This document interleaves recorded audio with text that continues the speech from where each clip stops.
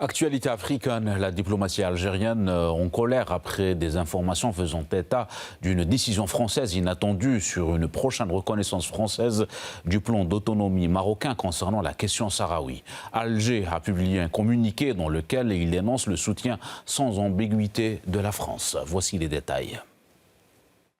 Dans un communiqué diffusé le jeudi 25 juillet, le ministère algérien des Affaires étrangères a exprimé sa colère.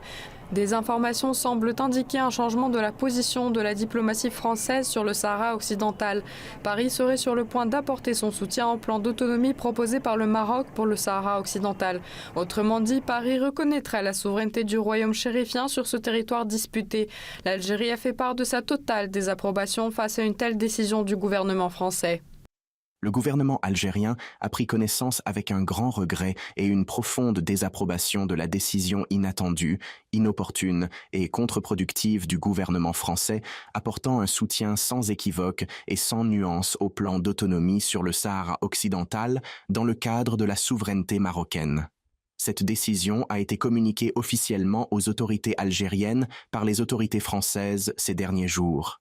Le texte du ministère algérien ne précise toutefois pas le contenu exact de cette décision qui lui avait été communiquée par ses homologues français.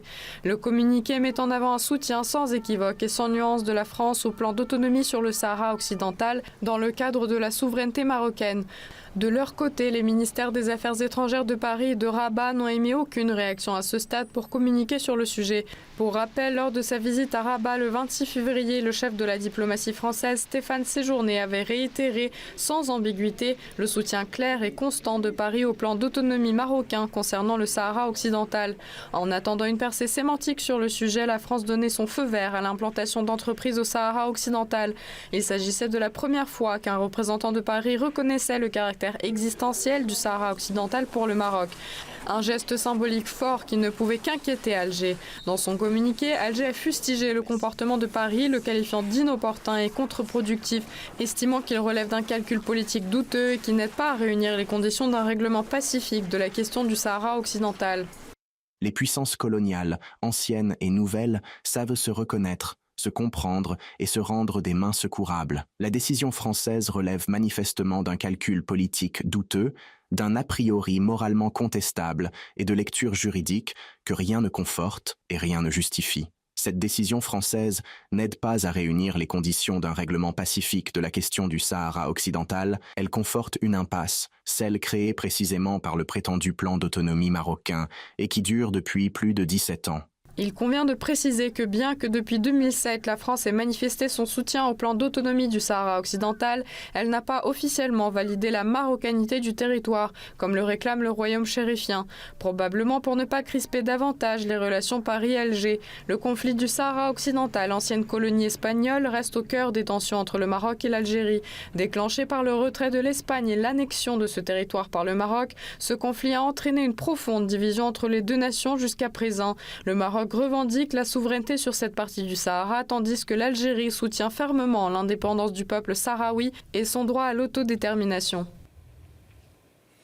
Et Yefri Benzaga, comme membre du Comité national algérien du soutien au peuple sahraoui, affirme que les décisions de Paris ne font qu'amplifier le conflit au Sahara occidental et rappelle le double discours de la France sur les conflits dans le monde.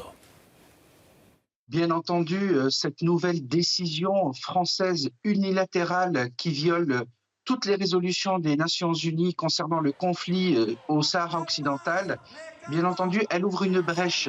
Elle ouvre une brèche sur ce conflit puisque la France, qui jusqu'à présent était officiellement neutre et qui suivait les résolutions des Nations Unies, prend clairement position envers la colonisation du Sahara occidental par le Maroc. Là où c'est un petit peu problématique, c'est que le Maroc, avec ce soutien officiel de la France, va se sentir pousser des ailes et donc cela va créer d'autres tensions. Ça va créer des tensions sans doute entre la France et l'Algérie, puisque, rappelons-le, l'Algérie soutient la décolonisation du Sahara occidental. Je me permets juste une petite parenthèse. C'est le double discours de la France sur ce qui se passe ailleurs dans le monde et sur d'autres conflits dans le monde. La France, actuellement, elle a un double discours, notamment sur le conflit en Ukraine, notamment sur le conflit en Palestine, etc. On ne peut pas dénoncer on ne peut pas dénoncer certains conflits et soutenir un colonisateur sur un territoire qui actuellement est en conflit. Donc il faudra que peut-être le Quai d'Orsay et la politique française revoient son double discours